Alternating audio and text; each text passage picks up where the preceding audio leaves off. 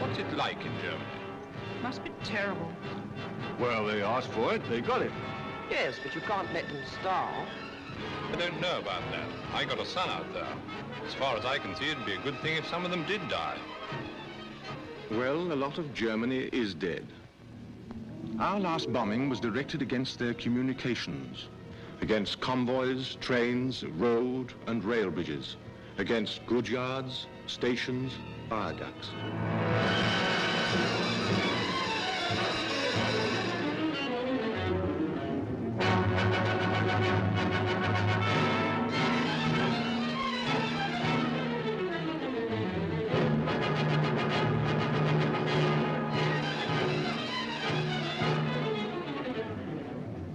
We not only smashed up the towns, but smashed up the links between the towns.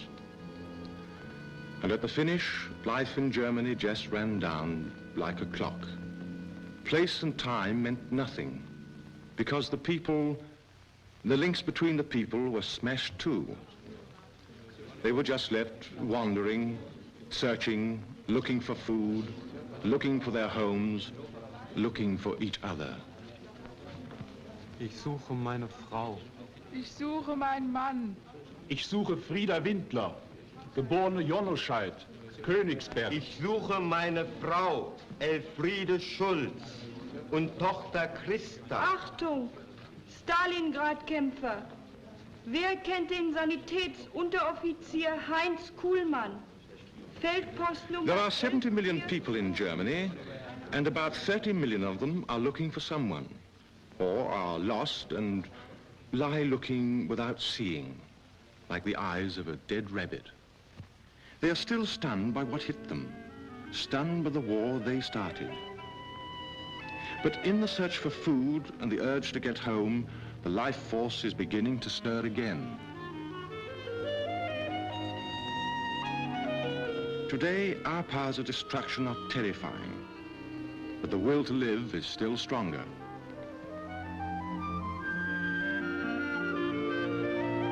That's why we can't wash our hands of the Germans, because we can't afford to let that new life flow in any direction it wants.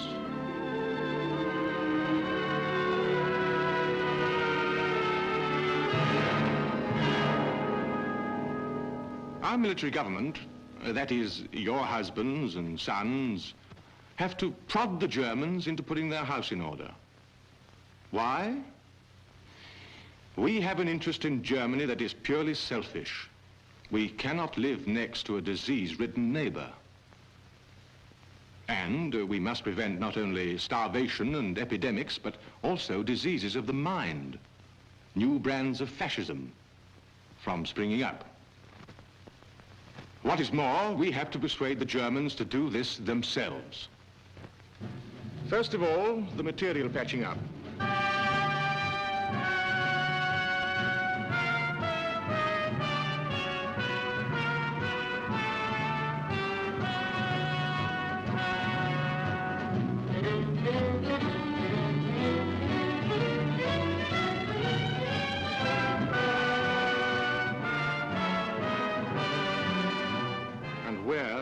Meantime, do they live?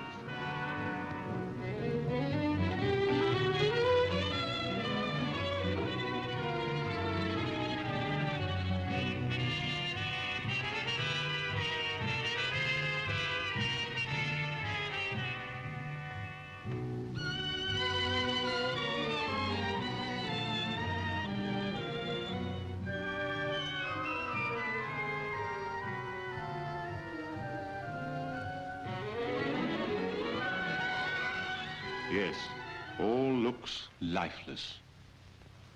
But underneath the rubble, there are people living in the cellars. The smoke from the cooking stoves drifts up from the ruins to the open third story where people are living too. Many in the big towns living without light, without coal, without water, without soap, living in the stench of corpses and sewerage, but still with the will to live.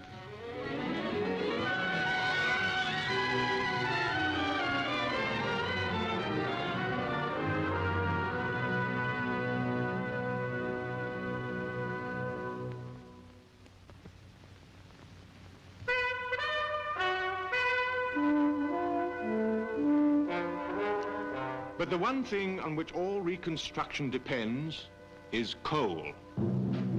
Without coal, there can be no power and no transport. In Essen, our coal control has taken over the Krupp family mansion as its headquarters. And from here, we organize the output and distribution from the whole Ruhr coal fields.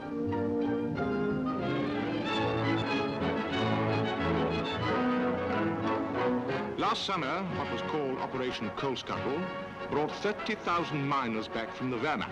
But today, the great problem is moving the coal from the pithead to the liberated countries, to the German power plants and to the Allied military dumps. For the Germans themselves, there is no coal.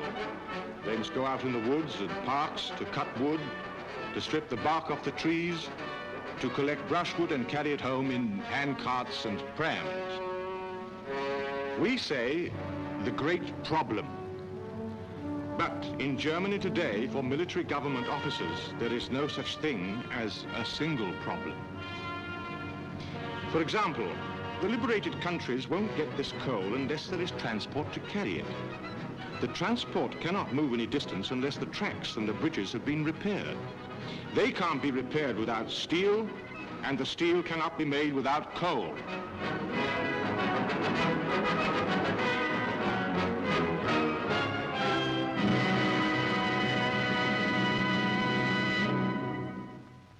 There are some 17 newspapers published in the British zone. They all carry advertisements asking for the whereabouts of relatives. At Hamburg, there is a British-run postal search station indexing inquiries coming in at the rate of 50,000 a day. But when someone contacts their relatives, they must get a permit before they can travel by train. Hordes of cyclists and pedestrians and horse-drawn trucks wait to cross the pontoon and Bailey bridges built by our engineers. Wait to cross after military government traffic. And all this has to be supervised by our sergeants and our MPs. Achtung, Achtung! Attention, attention! Der Personenzug nach Hannover, 11:50 Uhr. Train now coming in is 11:50 for Hannover. Bahnsteig 7. Bielefeld, Minden, Hamm, Dortmund, 12:25 Uhr. Das Fahren auf den Puffern ist verboten. It is forbidden to ride on the buffers. Wagen mit der Zug hält. Wait until the train stops. Fahren auf den Puffern, wenn es verboten. It is absolutely forbidden to ride on the buffers. Abfahrt Lüneburg und alle Stationen nach Kiel, 12:49 Uhr. The 12:49 train for Lüneburg and all stations to Kiel is allowed to leave.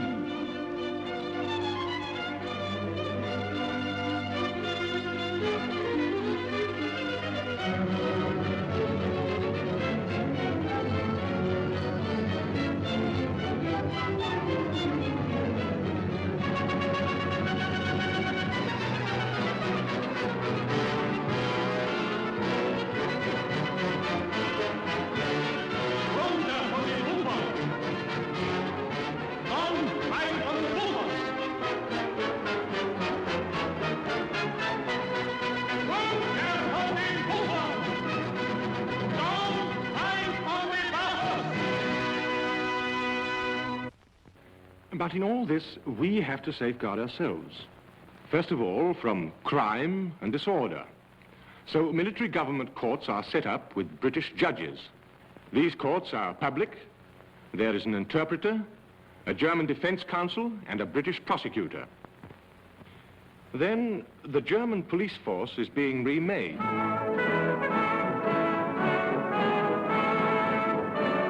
The new German policeman has to understand that he is the servant of the public and not its master. Then we have to safeguard ourselves from disease. The Germans are getting 1,000 to 1,200 calories a day, according to type of work. about half our rations. But we have a survey team in the field staffed by the Red Cross and the RAMC, checking the effect of these rations on the population. Tests are made of blood content, of blood pressure, of height and weight, and reports sent to the Control Commission for them to judge whether the food is just sufficient to keep Germany at work. But the greatest headache is education.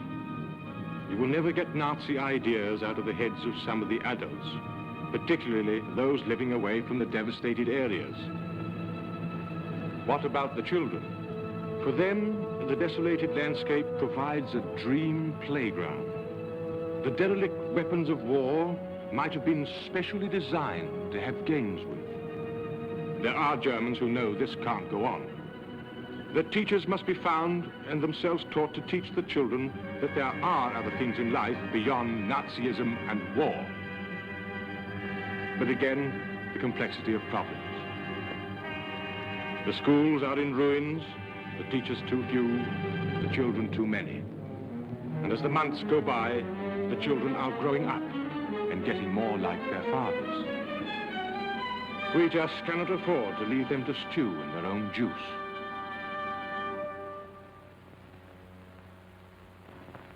Today, Berlin has still the aspect of a battlefield. The Reichstag, the seat of past German governments, has been gutted. The Krupp family, who with the other German industrialists first backed Hitler and then produced the weapons for world domination, have been scattered and arrested. This family armed Germany in the Franco-Prussian War. They made Big Bertha and the first submarine for the Kaiser in World War I. They are just as responsible for killing Allied soldiers as Hitler and Goering. And by killing, they grew rich. This time, their war plants have been left a mass of twisted girders. Look.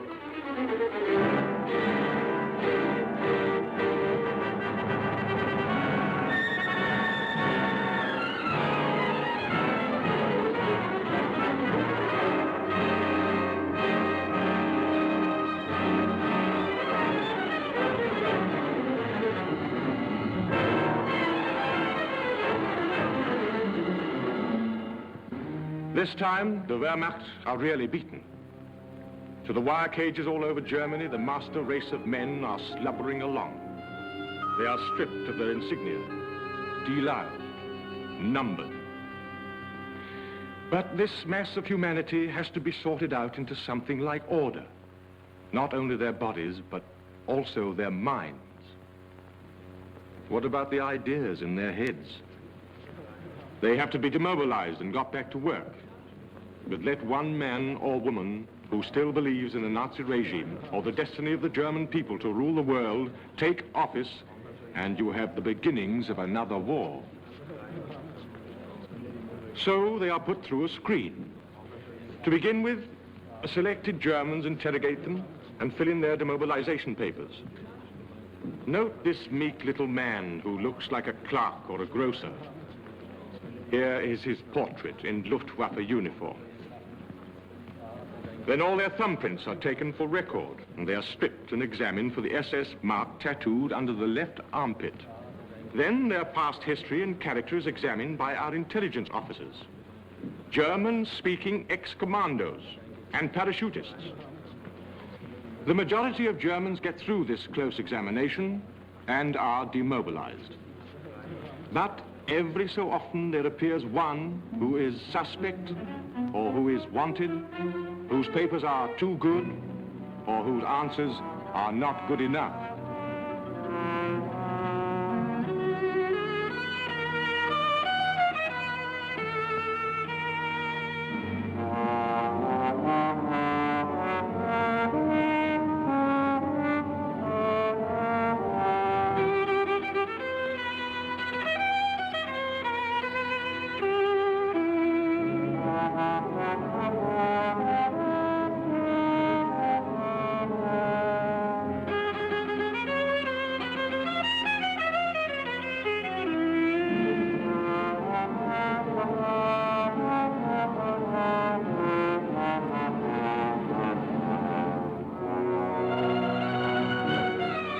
rejected.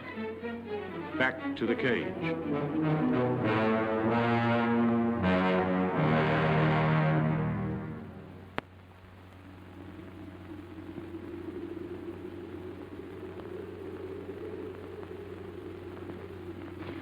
As night falls in Germany, the people must remember the curfew. Those without homes or caught on the street disappear into the air raid shelters. Then the air raid siren wails again to remind them that they lost a war of their own making. To remind them that it is up to them to regain their self-respect as a nation and to learn to live in a friendly manner with their neighbors. To remind them that much as we hate it, we shall stay in Germany until we have real guarantees that the next generation will grow up a sane and Christian people.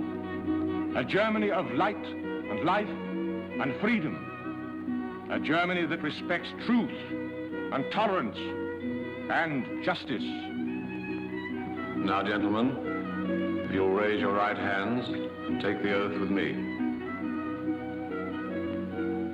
I swear by Almighty God Ich schwöre bei Gott dem Allmächtigen, that I will at all times dass ich Gesetze jederzeit apply and administer the law without fear or favor zu niemandes Vorteil und zu niemandes Nachteil and with justice and equity to all persons mit Gerechtigkeit und Billigkeit gegenüber jedermann of whatever creed, race, color, or political opinion they may be.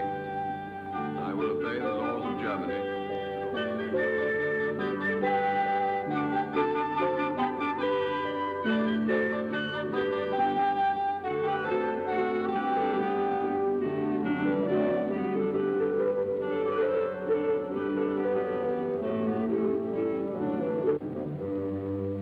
To establish equal justice under the law for all persons.